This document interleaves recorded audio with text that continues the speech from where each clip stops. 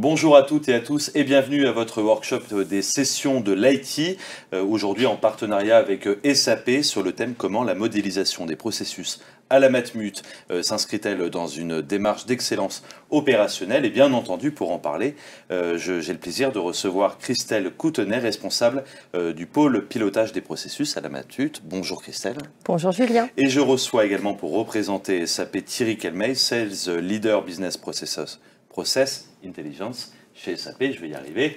Bonjour Thierry. Alors je vous le disais, aujourd'hui le thème qu'on va aborder, c'est comment la modélisation des processus à la Matmut s'inscrit-elle dans une démarche d'excellence opérationnelle. Alors pour donner un petit peu de contexte, c'est vrai que la transformation digitale, elle est devenue indispensable pour tous les secteurs confondus et toutes les catégories d'entreprises pour pouvoir s'adapter aux changements qui ont été amenés par la période du Covid, et les entreprises doivent s'adapter et adapter les services qu'elles proposent et revoir leur mode opératoire. Elles doivent notamment tirer le meilleur parti de l'automatisation. On va y revenir aussi avec SAP et des progrès que nous offre l'intelligence artificielle. Et l'objectif ici est de réduire considérablement les délais de modélisation, d'accélérer aussi les mises sur le marché de produits et voire de réaliser également des modèles plus prédictifs. Donc les questions qu'on va se poser ici, c'est comment de telles actions se déroulent-elles. Je vous donne déjà quelques questions, hein, ça vous permet de préparer les réponses. Quelles sont les améliorations enregistrées notamment en termes de ROI? Quels impacts sur les organisations? Quels soutiens et quels apports les fournisseurs de logiciels de gestion peuvent-ils assurer? Et donc je le disais, on va en parler avec Christelle Coutenet, qui est responsable pôle pilotage des processus à la Matmut, que je vais vous demander peut-être de représenter, puisqu'on connaît tous, mais il y a forcément des choses qu'on ne connaît pas à la Matmut. Et puis Thierry Kelmey, où là aussi, même mission de représenter peut-être SAP dans sa globalité. Alors Christelle, en quelques mots, la Matmut, que fait la Matmut d'abord, et puis comment est-elle organisée? Quelques mots, ça va être compliqué, ouais. Mais je vais quand même essayer l'exercice. Donc la Matmut, plus précisément le groupe Matmut, dont le siège est à Rouen. Je fais une erreur si je dis la Matmut? Comme non. Ça, vous me le dites. Non, et vous pouvez même dire la Matmut, elle assure. Très bien, ok. J'aurai des prix sur ma prochaine assurance alors. Non, on traite de la même manière tous nos sociétaires. C'est le principe d'une entreprise mutualiste. Ah oui. Donc la Matmut, acteur majeur sur le marché de l'assurance en France, près de 4 millions de sociétaires, plus de 7,6 millions de contrats. Voilà, un assureur qui s'adresse à tous et qui propose tous les produits d'assurance, tous les services d'assurance pour tous les segments de clientèle, que ce soit les particuliers, les professionnels, les entreprises et les associations. Votre fonction au sein de la Matmut et le périmètre de vos fonctions? Alors, ça fait déjà 15 ans que je travaille à la Matmut, pour mon plus grand plaisir, et je travaille à Rouen. Et depuis près de 4 ans, je suis responsable du pôle pilotage des processus. Alors, au sein de la direction de la DSI. Ouais. Pour autant, et j'insiste, je ne suis pas informaticienne. Ouais. Je suis plutôt proche des métiers, mais néanmoins proche des informaticiens, l'idée étant de réconcilier ou de rapprocher la communication entre les deux. Voilà. Donc je fais partie de la DSI, plus particulièrement au sein de la direction organisation, qui a la charge de piloter et d'assister, d'accompagner toutes les directions du groupe dans la mise en œuvre de leurs projets IT et les autres projets transverses. Voilà, pour resituer. Donc, pilotage des processus à la Matmut, au sein de la DSI, mais au service du groupe. Très bien. Alors, Thierry, je le disais, vous êtes Sales Leader Business Process Intelligence chez SAP. Tout à fait exact. SAP, bien sûr, on connaît, c'est un mastodonte de l'IT, mais comment vous pourriez nous présenter SAP aujourd'hui, pour ceux qui connaissent peut-être moins l'évolution de SAP et ceux qui ne connaîtraient pas SAP? Donc, en quelques mots, SAP, c'est une société qui a 50 ans cette année. Ouais. Et ça fait 50 ans qu'on travaille autour du processus d'entreprise, de la gestion intégrée. Donc, on a commencé dans les outils financiers. Après, au fil du temps et via des acquisitions successives, on a étoffé notre portefeuille autour d'applications des ressources humaines, de gestion de notes de frais, des solutions d'achat. Et là, plus récemment, on vient de racheter la société Signavio pour construire une couche logique, logicielle, pour piloter tous ces processus. Donc, alors, très concrètement, voilà, j'allais vous demander, Signavio, ça sert à quoi et ça ressemble à quoi? Alors, Signavio, ça ressemble à un outil qui va porter des modèles, des cartographies de processus qui vont être eux-mêmes exécutés dans d'autres outils qui vont gérer les achats, la logistique, la finance. Et donc, c'est des outils qui ont vocation d'être des outils universels, faciles d'accès, qu'on va déployer auprès du plus grand nombre d'utilisateurs pour partager ce capital, cette connaissance du processus. Alors, Christelle, on va revenir bien entendu sur Signavio, parce que c'est ce qui va nous intéresser aujourd'hui. Mais d'abord, quand vous avez commencé ce projet de transformation, quels étaient vos objectifs? D'abord, d'où venait le projet et quels étaient vos objectifs? Le projet sur la modélisation des processus. Oui. Alors, la genèse de l'histoire, je vous le disais tout à l'heure, avec mon équipe, on a presque 4 ans d'existence. Donc, on est vraiment sur la création d'une équipe. Et la première mission qui m'a été confiée, qui était une commande de la direction générale, c'était de trouver le processus qui pourrait être candidat au RPA. D'accord. Voilà. Donc ça a été vraiment ça, c'est de dire, essayer d'identifier le processus qu'on pourrait automatiser via du RPA, tout ou partie. Donc en général, on automatise plutôt en RPA une partie, un pan de processus. Donc il fallait trouver un processus qui soit à la fois éligible et qui soit suffisamment porteur de sens et de valeur pour qu'à la clé, on y trouve des bénéfices. Donc la mission, elle avait du sens, on voulait automatiser, donc optimiser un processus. Donc il fallait le chercher, il fallait le trouver. Et alors, à quel moment vous vous êtes dit il faut qu'on avance avec SAP? Qu'est-ce qui vous a décidé à avancer avec SAP? Alors, quand on a démarré sur le projet de recherche et donc de description de processus potentiellement éligibles à de l'automatisation, on a démarré tout simplement sur PowerPoint. D'accord. Et aussi avec une bonne vieille feuille Excel. Voilà, on a commencé à décrire, à faire des petits dessins. C'était pas pratique, c'était pas interactif, c'était pas coopératif, ça ne se partageait pas. Donc l'outil, on était en 2018. D'accord, donc vous étiez encore en présentiel. Voilà. Et donc l'outil, alors la méthode, on avait un début de méthode, mais qui n'était pas facilité, on perdait beaucoup de temps en l'absence d'outils. Et donc très rapidement, puisque cette première initiative, finalement, on savait que ça allait en entraîner d'autres et qu'on serait amené à modéliser les processus, il nous fallait un outillage. D'autant que derrière, modéliser, c'est bien, mais garantir l'intégrité de ces modélisations, en vue de pouvoir les optimiser, c'est encore mieux. Donc voilà, et c'est là où on s'est dit, il nous faut un outillage qui nous permette à la fois de modéliser, d'héberger et de partager nos modélisations. Et donc, vous avez vu plusieurs outils, j'imagine. Et à quel moment vous vous êtes dit, c'est cet outil-là dont on a besoin et qu'on va aller choisir? Alors, il y a deux choses. La première chose, c'est le caractère intuitif de l'outil. Voilà, je vous le disais tout à l'heure, avec mon équipe, on n'est pas des informaticiens. Et moi, je considère qu'un outil, ça doit me faciliter la vie. Voilà. Ça doit être, je dois facilement me l'approprier, alors avec quelques recherches. Et en tout cas, je ne dois pas consommer du temps et les ressources de mon équipe à savoir comment utiliser un outil. Voilà. Donc ça, c'était la première... Et puis, vous pouvez venir agréger aussi les métiers, finalement, sur cette Tout à fait, parce que derrière, il y avait aussi toute la notion de partage. Et puis, on ne va pas se mentir, le deuxième avantage, c'était le prix. D'accord, c'est aussi un avantage qui compte. Ça se fait. Bien entendu.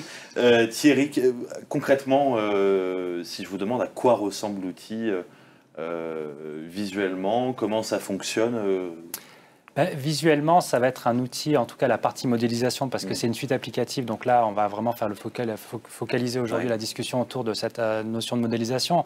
En fait, c'est un outil qui va graphiquement représenter une succession de tâches avec un parcours logique pour passer d'une tâche à une autre et permettre de le faire pour n'importe qui dans l'entreprise sans avoir de connaissances spécifiques autour de la modélisation. Il n'y a pas de ligne de code à saisir. C'est vraiment un outil que je qualifierais plutôt de bureautique. On va rentrer très concrètement les informations. On va rentrer successivement, créer une commande, livrer la commande, facturer la commande. Et ça va mettre visuellement un cheminement pour passer d'une étape à l'autre. Et on peut mettre des conditionnalités pour passer d'une étape à si la commande est acceptée par le client, dans ces cas-là, on la livre. Si elle est refusée, dans ces cas-là, on refait un devis ou on va pouvoir décrire comme ça un parcours dans l'outil. Et l'avantage de cette solution, ce qui fait sa force, selon moi, c'est un outil qui a vocation d'être distribué dans l'entreprise parce que le processus, c'est un actif commun à plusieurs personnes. Ce n'est pas un objet pour les informaticiens, le métier doit se l'approprier. Et en fait, c'est un outil qui a vocation à être collaboratif pour engager les personnes dans l'entreprise à décrire le processus. Très concrètement, n'importe quel métier dans l'entreprise peut dire « moi, je vais aller rentrer mes processus », dire voilà, ce processus-là ne peut pas être enclenché si celui-ci n'a pas été validé. Alors exactement, sous réserve qu'il y ait une méthodologie d'entreprise qui soit déployée pour faire les choses de façon à ce qu'il y ait une universalité de la démarche, pour que les gens ne modélisent pas dans leur coin, mais que chacun se comprenne et qu'on se mette d'accord sur une codification, sur des standards à utiliser pour faire cette description. Alors Christelle, l'ampleur de ce projet qui, vous le disiez, vous n'êtes pas informaticienne, mais ça reste un projet informatique. Quelle était l'ampleur et comment il a été reçu en interne? Vous disiez que ça venait de la direction générale, c'est ça? Oui, avec cette première initiative de recherche d'un processus à automatiser. Dans un même temps, il nous a été demandé de construire le référentiel des processus du groupe. D'accord. Voilà, c'est-à-dire, comme le disait Thierry, on nous a demandé de décrire graphiquement l'ensemble des activités, les enchaînements, l'ensemble des activités de l'entreprise. Voilà, donc on a effectivement démarré. Néanmoins, modéliser un processus, ce n'est pas une fin en soi, c'est juste une étape. Voilà. Oui, ce que j'allais vous dire, c'est quand vous allez voir les métiers et que vous leur dites, bah, tiens, tu vas rentrer tous tes processus à tel endroit, ils vous demandent forcément, enfin j'espère ou j'imagine, pourquoi faire. Voilà, raison pour laquelle on a choisi une démarche différente. Plutôt que d'aller voir les métiers et de leur dire, bon, dis-moi comment est-ce que tu travailles, et je le dessine, et puis après je mets à ta disposition ces modélisations. Je l'ai abordé par une approche différente qui est celle de l'irritant. C'est-à-dire qu'on a été voir l'ensemble des directions du groupe en disant, vous avez forcément des irritants, ce qu'on appelle en fait des problèmes, mais on n'aime pas le terme problème. Et avec l'équipe, nous pouvons vous aider à résoudre ou à atténuer ces irritants, principalement sur le volet de la simplification. Et la première étape de résolution d'un irritant commence par comprendre là où l'irritant se situe, et donc on va décrire comment ça se passe aujourd'hui. C'est ce qui nous amène sur le terrain de la modélisation des processus. Et quels services ont collaboré? Tous les services Tous les services. Alors, l'équipe est à disposition de l'ensemble des directions du groupe Matmut. Donc on peut intervenir sur la résolution d'irritance, donc ça a été l'une des missions et qu'on a toujours.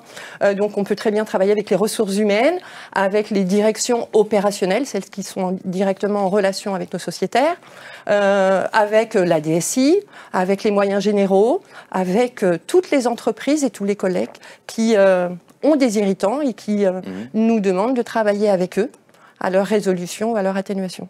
Alors Thierry, en quoi la mise en place de l'outil était particulièrement intéressante chez Matmut? C'est la multiplicité des irritants, c'est quoi? D'une part, et après, d'autre part, c'était ce qu'ils ont particulièrement bien réussi, c'est d'engager un grand nombre de collaborateurs dans la démarche. C'est ce qui fait la différence entre, selon moi, un projet de modélisation qui va être réussi et un projet qui va être plus laborieux. C'est que cette culture d'entreprise a vraiment commencé à essaimer au travers de l'équipe de Christelle. Elle a été vraiment rencontrer les métiers pour qu'ils s'approprient la démarche, pour pas que ce soit une démarche isolée, quelque chose qui est fait du côté d'experts des processus d'exégète de la modélisation, mais vraiment au contraire d'impliquer au maximum les collaborateurs pour décrire comment ils fonctionnaient, comment ils travaillaient aujourd'hui, identifier les problèmes et amener des pistes de résolution. Et en fait, le résultat est que ça commençait à créer cette culture où dès qu'on a un problème, on va regarder le processus qui est à l'origine du problème pour pouvoir tout de suite se projeter dans une démarche de résolution. On ne va pas juste faire un diagnostic, on va faire un diagnostic et dans le diagnostic, on va déjà trouver des pistes de solutions parce qu'on a les personnes qui vont être impliquées dans les discussions sont déjà partie prenante dès le départ dans la démarche. Ça, finalement, c'est le plus important, Christelle, d'aller voir les métiers, d'aller toquer à la porte dans une période où les gens sont dans les bureaux pour dire, voilà, j'ai besoin que, pour régler tout ça, en amont, j'ai besoin que tu rentres sur l'outil. C'est ça la clé de la réussite? Oui, alors au début, effectivement, on allait toquer aux portes parce que l'équipe venait de se créer, donc on n'était pas connu au sein du groupe, on est 6400 collaborateurs. Donc de dire, si tu as un problème, je peux t'aider à le résoudre et on va le faire ensemble. Et ça commence par le décrire, comment ça se passe aujourd'hui, puisqu'on ne peut améliorer que ce qu'on comprend. Et on va le représenter graphiquement. Donc ça, on l'a beaucoup fait. Et il s'avère qu'aujourd'hui, très naturellement et très spontanément, ce sont les directions du groupe qui viennent nous voir en mode offre de service. Est-ce que vous pouvez nous aider à améliorer, optimiser ou transformer un processus? Et on a besoin de vos compétences de modélisateur. Voilà. Et donc, il y a ce réflexe de je veux comprendre comment ça se passe parce que je m'inscris dans une démarche d'amélioration continue. Et ça, ce réflexe, il est super beau. La prochaine étape, c'est d'aller vers l'autonomie des métiers dans l'activité de modélisation. Aujourd'hui, on le fait pour eux avec une méthode, avec un outil. Demain, c'est de faire un transfert de compétences pour qu'ils puissent réaliser cette première activité dans une démarche d'amélioration continue, qu'ils puissent la réaliser seuls et sans nous. Alors Thierry, est-ce que justement on commençait à parler du parcours client, est-ce que vous pouvez nous parler un petit peu plus de cette modélisation du parcours client? Et d'ailleurs, ce qui est intéressant, c'est parcours client, on pense souvent au client final, mais je me suis rendu compte qu'en réalité, on parle de client interne et externe. Voilà, ça peut être n'importe quel client de l'entreprise. Donc le client, l'adhérent dans le cas de la Matmut, ça peut être le fournisseur, ça peut être un collaborateur.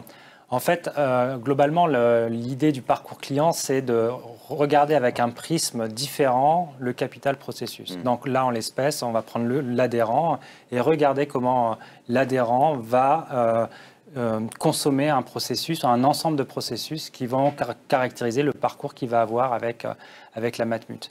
Et en fait, l'idée générale, c'est de valoriser le capital processus qu'on a dans l'entreprise pour essayer de regarder tous les points qui vont avoir une influence sur le parcours client et avec pour finalité de l'améliorer.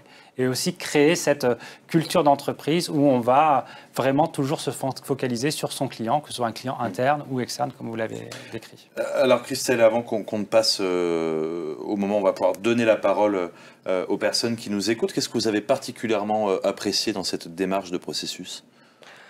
La coopération. Ouais. Parce que ce qu'il faut voir un processus, c'est une vue de bout en bout. Ça part du client, ça va au client, et vous traversez l'entreprise de manière horizontale, là où les entreprises sont organisées de manière verticale. Ce que j'ai le plus apprécié, c'est ce travail de coopération et de collaboration en transverse. Il n'y a plus de silos. On travaille tous ensemble. Ouais. Voilà. Et derrière, dans quelle optique? Dans le but d'améliorer. D'améliorer quoi? D'améliorer les performances de l'entreprise, les conditions de travail des collaborateurs, les parcours clients, voilà, avec différents bénéfices à la clé. Mais c'est ce travail de coopération et puis cette culture client qui à la Matmut est de toute façon inscrite dans son ADN. Alors Thierry, là aussi pour conclure cette première partie, comment vous avez accompagné, quel était votre rôle vous chez SAP pour accompagner les collaborateurs au sein de la Matmut? En fait, assez peu. En fait, ça a été. Alors, c'était Signavio en son temps qui a conclu la vente et qui a accompagné les équipes de Christelle.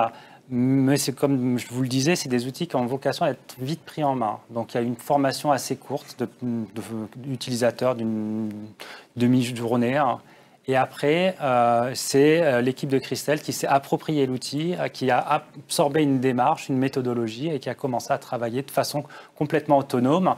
Les seules interactions qu'on a eues, c'était pour discuter d'innovation. Donc on a discuté sur des modules pour la modélisation des parcours clients qui sont un tout petit peu spécifiques. Donc on a eu des points d'échange et là on a des points d'échange sur d'autres vues sur le processus, d'autres composantes de la suite comme le process mining en ce moment.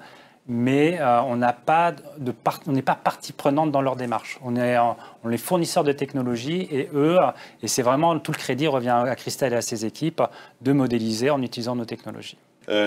Christelle, on a vu là d'où venait le projet, comment vous l'avez déployé, mais très concrètement, quelles sont les améliorations qui ont été apportées aujourd'hui en modélisant ces processus? Alors, elles sont de différentes natures et de différentes intensités. Je vous le disais tout à l'heure, on a une mission, c'est qu'on est à la disposition de nos collègues pour les aider à résoudre leurs irritants. On le fait d'abord sur le terrain de la simplification. Voilà. Là où parfois, la solution pour les métiers, quand j'ai un problème, c'est que je fais une expression de besoin pour avoir un développement informatique. Voilà. La solution, les métiers, c'est souvent l'attitude, et c'est normal, c'est de dire j'ai un problème, la réponse elle est informatique. Voilà. D'intervenir sur ce type de sujet quand on est sollicité et de décrire l'existant, voilà, c'est de révéler aux métiers parfois que la solution informatique qu'ils veulent n'est pas la solution. Voilà. C'est de dire, c'est peut-être de supprimer l'activité parce qu'en fait ils ne s'en servent pas et qu'elle ne sert à rien. De la transférer à une autre population de collègues, voilà, parce que la compétence, elle est plutôt là-bas. Ou de faire différemment l'activité. Donc, vous avez déjà un premier bénéfice qui est d'éviter des demandes de développement informatique pour des activités qui peuvent être optimisés sur le terrain de la simplification. Ça, c'est la première chose. Et ça, dans différents domaines, sur des processus opérationnels tels que la vie du contrat, en indemnisation, voire même sur les ressources humaines, etc. Donc là, on évite des projets informatiques et donc des coûts informatiques. Sur des sujets d'optimisation ou de transformation, et particulièrement en transformation, tout l'intérêt derrière, c'est de pouvoir décrire l'existant et la cible, de mesurer l'écart entre les deux. Un, en termes d'accompagnement au changement. Deux, de déterminer combien, en termes de macro-chiffrage, combien ça va nous coûter, mais aussi ce que ça va rapporter. Et de pouvoir se lancer sur une estimation de la valeur. Et vous l'avez estimé, cette valeur que Alors, en simplification, on a des lignes de valeur, que ce soit sur de la réduction des coûts, donc je ne vous donnerai pas de montant, sûr, mais de la réduction des coûts, ça va être quoi? Ça va être par exemple d'envoyer des documents à nos assurés qui en fait n'ont aucun intérêt. D'accord. Voilà, donc là on limite des coûts d'affranchissement. Ça peut être aussi de libérer du temps. Alors on est sur un axe de productivité, mais j'aime pas. C'est de libérer du temps pour les collaborateurs qu'ils pourront réaffecter sur d'autres activités à plus forte valeur ajoutée. Et là, ça se chiffre, si on doit parler en ETP, qui est la métrique utilisée, ouais, ça chiffre. Surtout que derrière, c'est par an. D'accord, donc il y a une ligne en face avec du ROI qui est clairement établie. Ah, de toute façon, on ne travaille sur des sujets que si, à la clé, il y a on produit quelque chose en plus. Ouais, on est bien d'accord. Thierry, est-ce qu'il y a une norme standard pour la modélisation des processus comme vous l'avez fait à la Matmut, ou est-ce que finalement chaque entreprise va aborder les choses Non, et différemment? alors il y a une norme, ça a été évoqué un tout petit peu plus tôt, qui s'appelle le BPMN 2.0. Donc c'est la norme de modélisation qui est la plus répandue. Et c'est ce qui est utilisé par les produits Signavio. Et on est recommandé d'utiliser une norme parce que ça n'a pas grand sens de documenter et que chacun ait sa propre façon de documenter des processus. L'important, c'est d'avoir un socle commun, une compréhension commune et mutuelle de l'objet process. Christelle, quand je vous écoute, je me dis que finalement vous avez réussi vraiment à réaligner votre organisation d'un point de vue collectif, de donner vie à des changements. Est-ce que aussi, on le sait que c'est important, il y a des directions plus individuelles où vous avez vu des choses positives, à la fois dans la productivité, dans les gains que ça pouvait générer? Oui, alors après, tout dépend de la taille de la direction. C'est-à-dire que voilà, quand on est sur des grosses directions, voilà, et on fait le choix d'un processus au sein duquel il y a beaucoup d'instances, forcément, la moindre amélioration, elle peut être intéressante. Mais quand vous travaillez avec une direction qui fait 4000 collaborateurs, si à la clé, vous optimisez le processus pour en temps libéré qui correspond à 3 ETP, dans les faits, ça ne représente pas grand-chose. Travailler avec de petites équipes. Nous, on a déjà travaillé sur une petite équipe de 2 ou 3. Et ben, quand vous libérez du temps qui représente la moitié d'un ETP sur une petite équipe, c'est énorme. Voilà. Donc, c'est pas tellement la taille qui va compter. Il faut remettre ça à l'échelle de l'équipe avec laquelle vous travaillez. Thierry, quelles sont les informations que vous n'avez pas encore récoltées et qui seraient pertinentes de récolter encore à la Matmut pour processer finalement tout ça? Les informations qu'on n'a pas encore récoltées à la Matmut pour processer tout ça, ça va plutôt être vraiment aller encore plus profondément et de façon beaucoup plus automatisée dans la découverte du processus. Donc aujourd'hui, les discussions qu'on a, et je pense que on peut, sans dévoiler de secrets particuliers industriels, on est en train de regarder sur des sujets de process mining pour aller véritablement de façon automatisée et récupérer de la donnée, recomposer le processus pour accompagner l'exercice de modélisation par une démarche qui peut être plus rapide et plus profonde sur la compréhension fine de certains processus. Et là, on va parler de processus très stratégiques sur lesquels leur compréhension peut avoir un intérêt très fort. Que ce soit en termes d'optimisation, où là, l'optimisation va se chiffrer vraiment de façon significative avec une valeur ajoutée énorme, soit en termes d'identification de fraude ou de non-conformité, ou la réputation d'entreprise, ou les malveillances peuvent se produire. Donc ça va être ça les axes sur lesquels on travaille en ce moment avec la Matmut, parce qu'ils ont une maturité autour de la culture du processus qui leur permet de le faire et de prendre avec l'équipe de Christelle et autour de l'équipe de Christelle, avoir un peu la tête de pont pour commencer cette transformation chez eux. Ce qui n'est pas le cas de tous les clients parce que c'est des technologies qui sont probablement les moins réussis si on n'a pas la maturité et pas les équipes en place pour porter la démarche. Alors Christelle, justement, on peut considérer, je pense que vous avez un certain niveau de maturité sur l'outil. Vous l'avez dit, vous avez des équipes en place. Quelles sont les prochaines étapes d'utilisation de l'outil Signavio SAP? De donner la main au métier. Alors, il y a sur la partie modélisation, ouais. Et d'ailleurs, on a acheté des licences de modélisateurs pour les directions du groupe. Donc moi, ma prochaine étape, c'est que ce ne soit pas uniquement mon équipe qui modélise, mais que l'ensemble des directions puissent s'approprier et donc qu'on puisse enrichir notre référentiel des processus grâce aux modélisations réalisées par l'ensemble des collègues du groupe, enfin l'ensemble. En tout cas, tous ceux qui mènent des projets d'amélioration continue. Donc ça, c'est une première et belle étape. Et puis forcément, de continuer à avancer sur la construction de notre référentiel des processus et de garder l'intégrité des modélisations. Modéliser un jour, c'est bien, mais le monde va vite. Dans 6 mois, ce que vous avez modélisé aujourd'hui sera sans doute plus valable. Bien sûr. Ce que j'adorerais, c'est de pouvoir garder la maîtrise du bon fonctionnement des processus, avec des modélisations à jour. D'aller finalement former, c'est ce que vous dites, d'aller transférer la compétence auprès des équipes. Ouais. Thierry, les prochaines étapes à venir pour l'outil? Alors les prochaines étapes à venir pour l'outil, déjà c'est de commencer vraiment à le rapprocher d'autres outils qui existent chez SAP autour du RPA, autour du low-code, no-code, de façon à ce qu'on ait une bonne intégration au niveau de la suite applicative.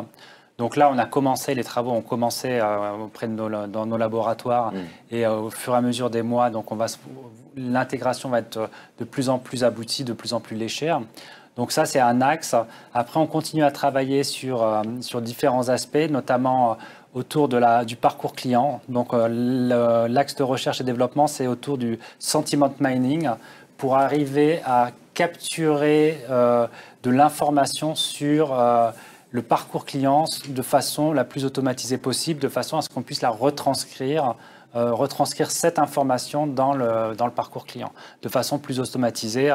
Donc on a par exemple le portefeuille Qualtrics qui nous permet de faire des choses très abouties sur l'expérience et le retour d'expérience des clients, des collaborateurs. Et c'est d'aller un cran plus loin et de récupérer certaines parties de cette information pour enrichir la description des parcours clients. Eh bien, merci beaucoup Thierry Calmeil. Je rappelle que vous êtes Sales Leader Business Process Intelligence chez SAP. Merci beaucoup Christelle Coutenet. Vous êtes responsable du pôle pilotage des processus à la Matmut. Merci d'être venu nous voir depuis Rouen. Et puis, merci à tous les deux pour toutes ces réponses sur le thème comment la modélisation des processus à la Matmut s'inscrit-elle dans une démarche d'excellence opérationnelle.